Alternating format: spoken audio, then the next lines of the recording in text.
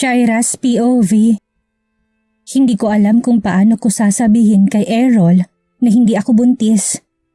Araw-araw niyang hinahaplos ang tiyan ko.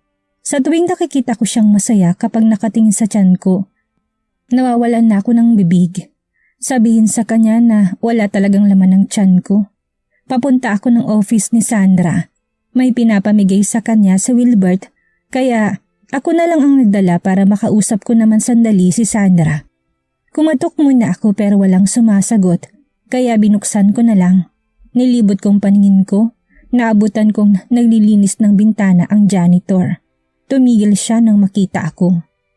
Asan si Ma'am Jones? Tanong ko sa kanya. Lumapit ako't nilapag ang files na hawak ko. Sinundan niya lang ako ng tingin.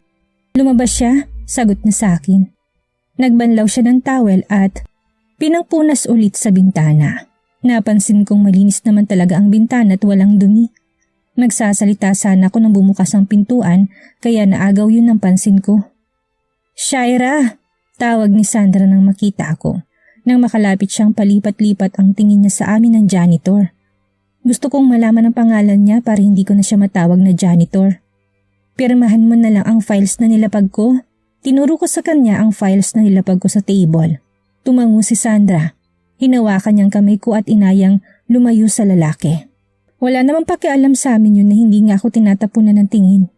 Narinig kong inalis ni Errol ang sekretary niya dahil sa'yo. Tinuro niyang dibdib ko. Bahagyang kumunot ang noo ko. Narinig ko nito sa ibang empleyado tuwing nag-uusap sila ng pinalitan daw ni Errol ang sekretary niya. Paano akong naging dahilan? Nagkibit balikat siya. Ewan ko, baka may ginawa ka? Ha? Hindi ako nagtatanong kay Errol kung anong ginagawa niya, kaya wala rin akong alam kung bakit niya pinaalis yung sekretary niya. Napatigil ako nang biglang sumagi sa isip ko yon. Sinabi kong alisin niya ang sekretary niya, baka tinutuon niya. Ayokong isipin yun, hindi ba nagalit si Errol sa'yo? Nilingon ko si Sandra. Hindi. Nalaki ang mga mata ni Sandra sa sinabi ko. Niyugyug niya ako sa balikat kaya sinapo ko siya. Pangaasar niya akong tinitingnan. Inirapan ko na lang siya. Walang sinasabi sa akin si Errol na itigil kong ginagawa ko. Pinapabayaan niya ako kung anong gusto kong gawin. Kahit sa bahay ramdam na ramdam kong pagbabago ng trato niya sa akin. Hindi ko na malayan na tagalan ng usapan namin ni Sandra kaya nasermon na naman ako ni Wilbert. Magseryoso ka sa trabaho, Miss Manalo. Sigaw ni Wilbert sa akin. Pinakinggan ko lang lahat ng sinasabi niya sa akin. Simula nang dumating ako pansin kong ako palaging pinag-iinitan ng ulo ni Wilbert. Nang lunch, nagsabay kaming kumain ni Criza at Melba. Ipakita mo naman ang picture ng asawa mo, Shaira. Pamimilit sa akin ni Criza. Ngiti lang ang sinagot ko. Baka nagbibiro ka lang talagang may asawa ka na? Depensa ni Melba. Pinagpatuloy ko na lang kumain. Dumating din si Wilbert sa kalagitnaan ng kain namin. Hindi niya kami pinansin na nakatingin sa kanya. Ang init ng ulo mo? Natatawa si Criza nang makitang galit na tinutusok ni Wilbert ang pagkain niya. Nakatanggap ako ng mensahe galing kay Errol. Hindi ko mapigilan mapangiti nang mag-send ng picture si Errol. Nakawaki siya kahit seryosong-seryoso mukha niya. Ano yan? Balak agawin ni Melba ang telepono ko nang itago ko ng mabilis. Asawa mo? Tanong ni Criza. Tumango ako. Bumagsak ang balikat ng dalawa. Pagkatapos namin kumain, nagtrabaho na ulit kami. Walang overtime na nangyari kaya maaga kaming nakauwi. Nasa labas ako ng opisina at naghihintay ng masasakyan pa uwi. Sabay ka na sa amin? Aya ni Criza, pero tumanggi ulit ako. Ilang oras ako naghintay at wala pa rin dumadaang taxi. Nakauwi na ang iba, ako na lang ang naghihintay ng masasakyan. Hating gabi pa bago makakauwi si Sandra kaya hindi kami pwedeng magsabay. Kumunot ang noo ko nang may humintong sasakyan sa harap ko. Nagtaka ako dahil magkapareho sila ng sasakyan ni Errol. Hindi ko masilip ang tao sa loob dahil makapalang bintana. Nagring ang telepono ko kaya sinagot ko kaagad ang tawag. Hello? Sakay na. Pinatay agad ni Errol ang tawag. Binaba kong telepono at binalik sa bulsa ko. Sinilip ko muna ang plate number para makasiguradong si Errol talaga ang nasa harap ko. Lumibot ako at binuksan ang pinto ng sasakyan. Inayos ko ang sarili na makapasok ako. Bakit mo ako sinundo? Baka makita ka nila dito. Hindi ako galit pero nag-ibang tono ng pananalita ko. Pagkatapos kitang sunduin, yan ang itatanong mo sa akin? Umigting ang panga niya. Nagsalubong agad ang makapal niyang kilay. Hindi ako nagsalita. Tama naman siya. Hindi siya bumaba para masiguradong walang makakita sa akin. Nagpigil hininga ako nang lumapit siya sa akin at sinutang seatbelt ko. Naaamoy kong mabango niyang perfume. Sobrang lapit ng mukha naming dalawa kaya hindi ako makagalaw. Matapos niyang isuot ang seatbelt ko, lumayo na rin siya kaya guminhawa ang pakaramdam ko. Don't stress yourself. Hindi ko sasabihin sa kanilang asawa mo kung yan ang gusto mo. Ninitian niya ako't ginulo ang buhok ko. Nakita kong hindi siya masaya sa sinabi niya. Kinagat ko na lang ang ibabang labi ko. Pinaandar na niya ang sasakyan. Sinubukan kong ipikit ang mga mata ko. Hindi ko na malayang nakaidlip na ako. Nagising lang ako nang may maramdaman akong kumot sa katawan ko. Minulat ko mga mata at nilibot ang tingin sa kwarto. Ang naalala ko na sa kotse ako ni Errol at nakatulog. Bakit binuhat niya ako? Bumangon ako at umalis ng kwarto. Pagbaba ko ng hagdan, naabutan ko nagbabasa ng libro si Errol. Binaba niya ang libro na mapansin ako nakatayo sa gilid niya. Tiningalaan niya ako. Hinawakan niyang kamay ko at pinaupo sa kandungan niya. Uminit ang pisngi ko dahil sa ginawa niya. Ang dalawang kamay niya nakahawak sa bewang ko. Pinatong niya ang baba sa balikat ko. Bahagya niya pang inamoy ang leeg ko. Nawawalan ako ng lakas sa bawat haplos niya. At ang puso kong sobrang bilis ng tibok. Napaigtad ako nang haplusin niya ang tiyan ko. I want to be a daddy. Pausang boses niya para bang may nagbabara sa lalamunan ko at hindi makapagsalita. Paano ko ba talaga sasabihin sa kanya na walang bata sa sinapupunan ko kung ganito siya umasta? Alam kong mali pero gusto ko na magkaanak pero napakadelikado ng gagawin ko. Pero mas susundin ko ang sinasabi ng puso ko na hindi ako pwedeng mabuntis. Nakakatakot para sa mga katulad kong magkaanak. Paano ko madala ko ang bata kapag namatay ako? Hindi ko yata kakayanin. Nilingon ko si Errol nang halikan niya ang pisngi ko. Stop thinking, Shaira. Nasa harap mo na ako. Dadalaw tayo bukas sa bahay. Kumunot ang noo ko. Humigpit ang pagkakahawak niya sa bewang ko. Hintayin kong susunod niyang sasabihin pero hindi na nadagdagan pa. Inagahan ko ang paggising para makapagluto pero naunahan na ako ni Errol. Humigop siya ng kape at ginisihan ako. Nainis naman ako sa ginawa niya. Simula nang gumandang ugali niya, siya na lahat na nagtatrabaho dito sa bahay. Naawa na rin ako sa kanya dahil galing pa siyang trabaho. Isang araw lang naman kami doon dahil may trabaho ulit si Errol kinabukasan. Black plain dress ang suot ko. Pinapanatili kong maayos ang tingin sa akin ng pamilya ni Errol. Bihira lang kami magkita dahil sa layo nila. Hindi mo kailangang magmukhang maayos sa harap ng pamilya ko, Shaira. Tanggap ka nila kahit ano ka pa. Alam ko yun, pero ang kapatid mo, huminang boses ko na mabanggit kong kapatid ni Errol. Tanggap ako ng parents ni Errol pero ang kapatid niya hindi. Sa tuwing nakikita niya ako, nagagalit siya sa akin. Alam ko naman ang dahilan kung bakit. Hinawakan ni Errol ang palad ko. Nilingon ko yun. Matatanggap ka ni Malia. Trust me. Hinalikan niyang palad ko. Ngumiti ako. Last time na nagkita kami ni Malia, muntik na ako masugatan ng basag na baso. Pagdating namin ng bahay, sinalubong kami ng mga magulang ni Errol. Nililibot kong paningin ko sa loob ng bahay. Nasa kusina silang lahat, ako lang ang lumayo. I smiled when I saw my wedding picture. Napakasimpleng kasal ang nangyari pero masaya pa rin ako. Family lang namin ang invited. Kahit si Sandra at Arthur hindi nakapunta. Hindi yan ang pangarap mong kasal, hindi ba? Narinig kong nagsalita sa likod ko. Binalingan ko siya ng tingin. Ngumiti ako nang makita ko si Malia. She's the girl version of Errol. Lumapit siya sa akin. Nanatili akong nakatayo't hindi gumalaw. Kung naging matino ka sanang babae, Shaira, hindi mo mararanasan ang ganyang kasal. Malia, saway ko sa kanya. Oops, bakit natatamaan ka? Masakit bang malaman na nilandi mo si kuya kaya kayo kinasal? Pumikit ako. Ayaw kong sumbatan ng kapatid ni Errol. Tama naman siya. Nagmulat ako ng mata nang maramdaman kong paghawak ni Malia sa buhok ko. Pinalibot niya ang isang daliri sa buhok ko. Malia, tumigil ka na. Bulong ko sa kanya. Bumagal ang paghina ko pero hindi ko yun pinalata. Lumayo siya sa akin at tumawa ng malakas. Do you think kaya mo akong patigilin? Kasalanan mo kung bakit nawalang kaibigan ko. Tapos gusto mo akong tumigil? Kinagat niyang ibabang labi at inis na ginulong buhok.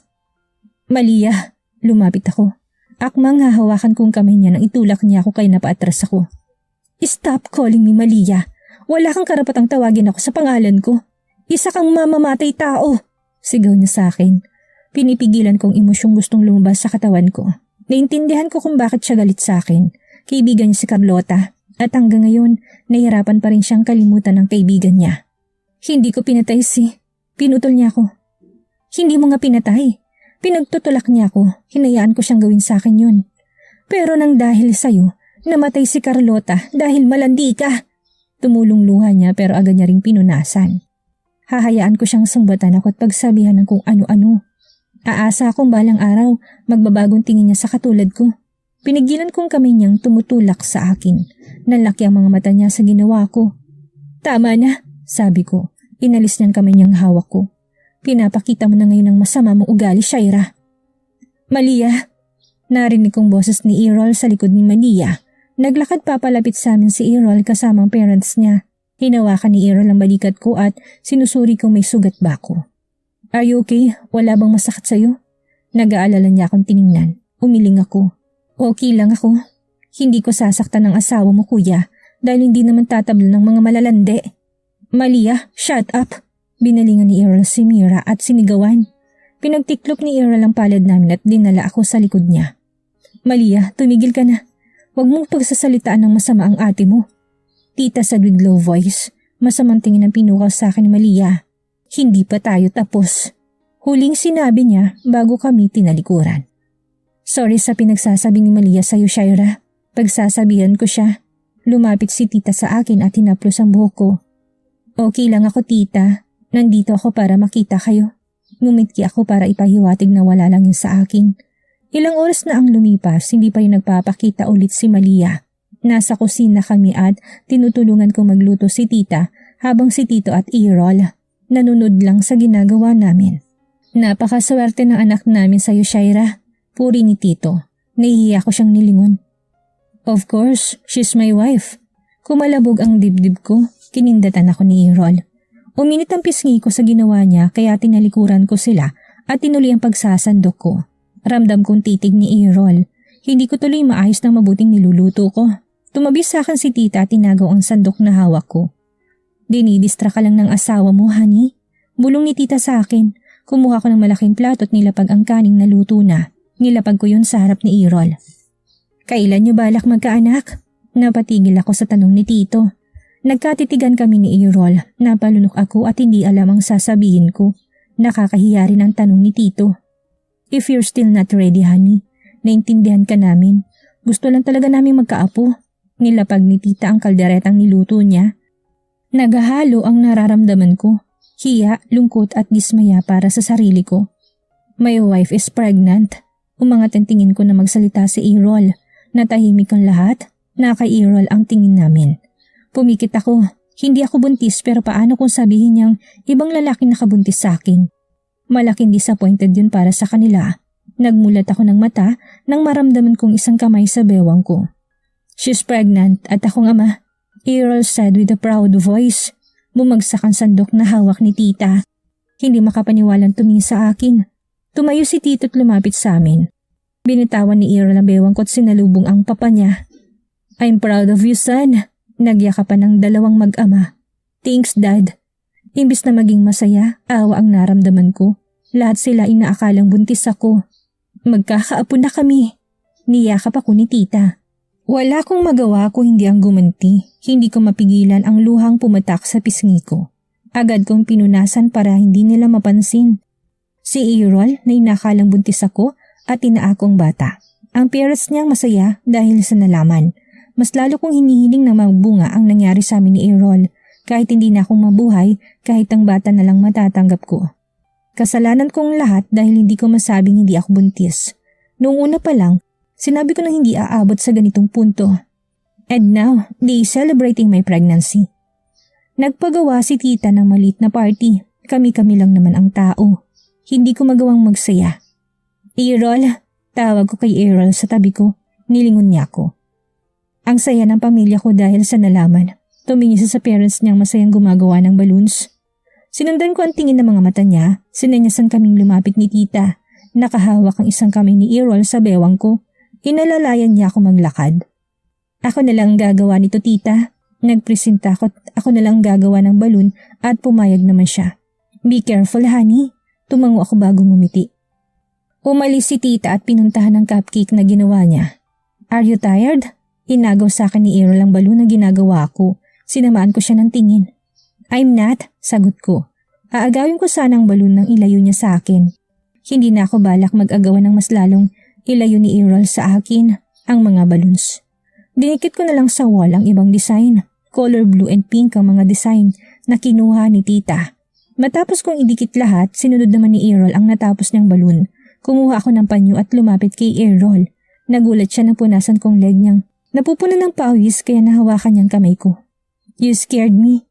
Natatawang binitawan ni Errol ang kamay ko at hinayaang punasan ng pawis niya. Magpahinga ka muna, sabi ko na matapos ko siyang punasan. Nagtaka ko nang umuso si Errol. Bahagyang kumulit ang noo ko dahil paulit-ulit niyang inungusong labi niya. Anong ginagawa mo? Kiss me. Turo niyang labi niya. Uminit ang pisngi ko. Hindi ko siya magawang tingnan ng mabuti. Gamit ang isang kamay niya, hinawakan niyang baba ko at pinagtama ang tingin naming dalawa. You're my wife. Masanay kang itrato kita bilang isang reyna ng buhay ko. Pumikit ako ng dahan-dahang, ipaglapit ni Errol ang labi naming dalawa. Ilang segundo nang maramdaman kong mainit at malambot na labi ni Errol sa labi ko. Humawak ang dalawang palad niya sa bewang ko. Ang kamay ko naman ay sinabit ko sa balikat niya. Narinig ko ang pagtikim ng tita kaya naitulak ko si Errol. Hiyang-hiya ako dahil sa nakita niya. Naistorbo ko yata kayo? Lumapit si tita. Kinuha kong iba niyang dalang cupcake at nilapag ko sa lamesa. You're right, Mom, sabat ni Errol. Errol, sigaw ko sa kanya. Ninisahan niya lang ako at parang baliwala lang ang nangyari. Gabi na nang magsimula ang party. Kaming apat lang ang tao, hindi ko alam kung nasaan si Malia. Simula nang lumabas siya ng bahay, hindi pa rin ito bumabalik. Pansin ko mabilis na ubos ni Errol ang pagkain niya kaya nilagyan ko ulit. Nakalimang beses ko nilagyan ang plato niya. Tama na, kanina pa ako nabubusog. Nilagay niya sa plato ko ang kinuha kong pagkain para sa kanya. Mamamatay ako sa ginagawa mo. Natatawa lang si Errol. Kinagat kong ibabang labi. Napatingin ako sa pagkain sa harap ko. Pasalamat ka nga't inaalagaan ka ng asawa mo. Ngumiti si tita at palipat-lipat ang tingin niya sa amin. Narinig namin ang pagbukas ng pintuan, pumasok si Malia. Tumayo ako't lumapit sa kanya nang makitang pagewang-gewang na siyang maglakad. Malia! Tawag ko sa pangalan niya.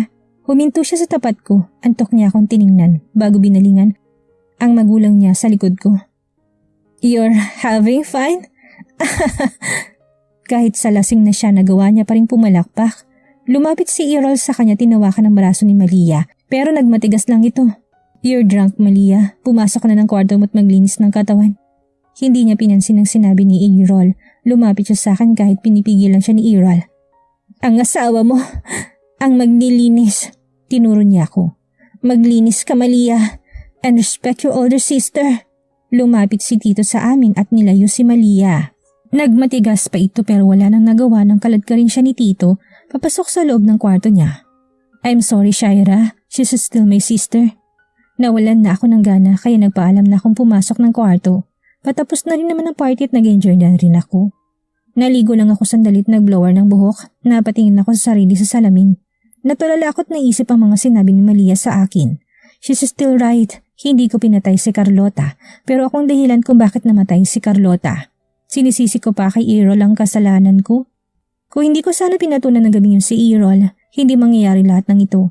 Kung sana pinagpatuloy ni Carlota ang pagpapagaling, siya ngayon ang nasa posisyon ko at magiging kabaliktaran ang nangyari ngayon. Naramdaman ko ang pagyakap ni Errol sa akin sa likod. Pinatong niyang baba sa balikat ko. Stop being mean to yourself. Wala kang kasalanan kung ano man ang nangyari noon. Hinalikan niyang balikat ko. Binuhat ako ni Errol at dinala sa kama. Pinatong niyang kumot sa katawan ko. He kissed my forehead. Pinikit kong mga mata ko sa kalagitnaan ng tulog ko.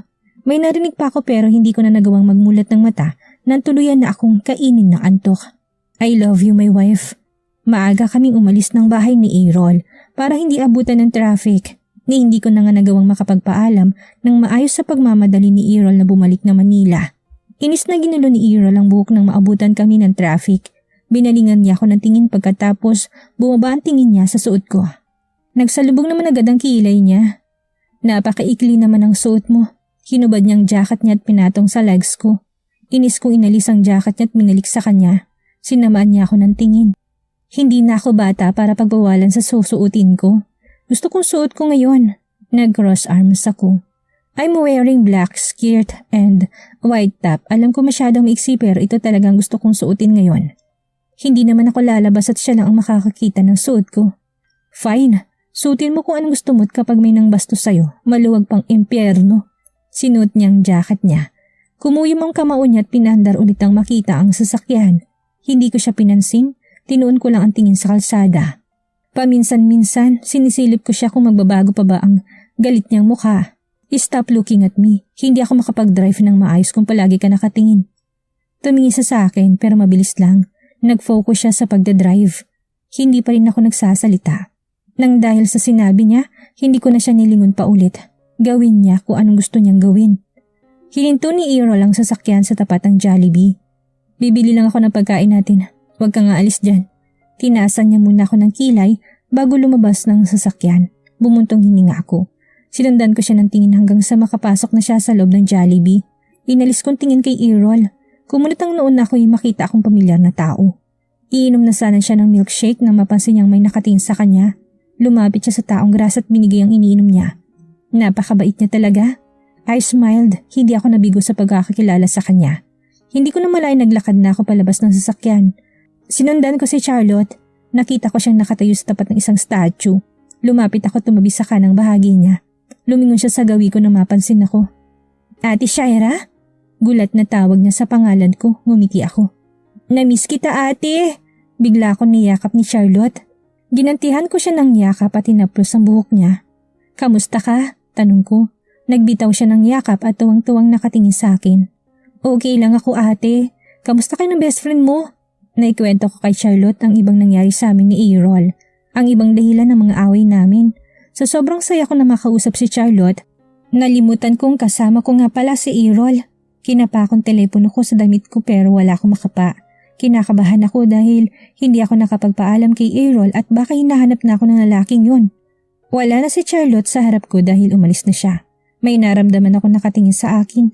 Paglingon ko sa likod ko wala naman kaya naglakad ulit ako. Walang masyadong tao sa paligid. Mabilis akong makaramdam kung may nakatingin talaga sa akin. Pinagpatuloy kong paglalakad ko. Sa bawat lakad ko, ramdam na ramdam kong may nakasunod sa akin. Binilisan kong lakad ko nang matanaw ko ng Jollibee. Huli ka! Lumantad sa harap kong isang malaking lalaki at puno ng tattoo ang buong katawan pati ng mukha. Sa sobrang gulat ko napaupo ako. Sino ka? Natakot kong sambit. Gamit ang dalawang kamay ko, ginawa kong paa upang makaatras sa lalaki. Lumingali nga ako sa paligid pero wala ng tao. Sa bawat atras ko siya rin lapit na lalaki sa akin. Napakaganda at sexy mo, Miss Beautiful. Umupo ang lalaki at pinagpantay ang tingin namin. Takot na takot akong tumingin sa mapupulan niyang mga mata. Tulong! Sigaw ko. Shhh! Nagpumiglas ako ng sakupin niyang labi ko gamit ang malaki niyang kamay. Pinaningkitan ako ng mata ng lalaki. He's using drugs. Naamoy ko sa katawan niya. Bitawan mo ako! Tinula ko ang lalaki at sinipa ang gitna niya. Nakagawa ko ng paraan upang makatakbo sa lalaki pero hindi pa man ako nakakalayo nang mahabol niya ako. Tatakas ka pa! Pinaningkitan niya ako ng mata. Halos mamilipit ako ng sakit ng ibaon niyang matatalim na kuko sa braso ko. Bitawan mo ako! Halos maubos ang lakas ko para lang makawala sa lalaki.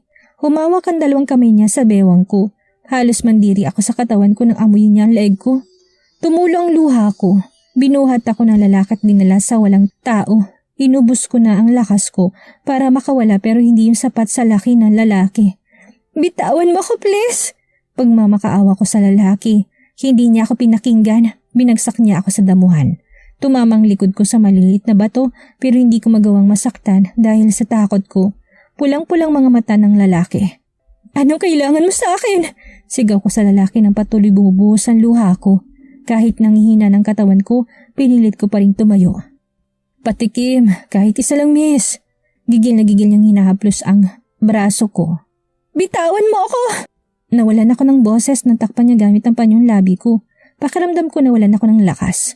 Pinagsasapa ko pa rin ang lalaking nakahawak sa akin kahit na kinakain na ng antok ang mata ko. Wala akong ibang maisip ko hindi mahanap ako ni Errol. Nang tuluyan na pumikit ang mata ko, naramdaman ko na bitawan na ako ng lalaki. Huling narinig kong paulit-ulit na mura ng taong inaasahan ko. Nagigising ako pero agad din ako nakakatulog. Marami akong naririnig na nag-uusap pero hindi ko naiintindihan. Nagmulat ako ng mata nang may maramdamang humalik sa noo ko. Naitulak ko siya. Hindi ko alam pero nakita ko sa kanya ang lalaki. "Huwag kang lalapit sa akin." Tinuro ko siya. Galit na galit ako. Tumayo ako at inalis ang nakasabit sa katawan ko. Hindi ko ininda ang sakit ng pumitik ang dugo sa kamay ko. "Shit, wife! Itigil mo ng ginagawa mo." Hindi ko magawang pakinggan ang lalaki. Sinubukan niyang lumapit kaya umatras ako. Kinuha kong vase na nakalagay sa tabi ng kama. "Huwag kang lalapit. Kung hindi, itatapon ko sa iyo to." Lumayo ang lalaki sa akin. Nagtaka ako na nanatili siyang nakatayo. "I will make him pay you, my wife." Hindi ako papayag na sa kulong lang ang abutin ng lalaking yun.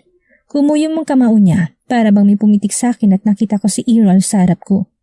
"I'm safe now. Nandito ng asawa ko." Napaupo ako at hindi napigilang umiyak. Nabitawan kong hawak kong vase. Munti ko pang masaktan ng asawa ko. "Errol, I'm sorry." Patuloy ang pag-iyak ko habang nakayakap sa tuhod ko. Muntik na ako mapagsamantalahan. Kung sana nakinig ako kay Errol, hindi ko mararanasan to. Lumapit si Errol sa akin. Hinawakan niya ang baba ko at pinagtama ang tingin namin. Pinunasan niyang luha ko gamit ang hinlalaki ng kamay niya. "I'm sorry kung huli akong dumating. I'm sorry, my wife."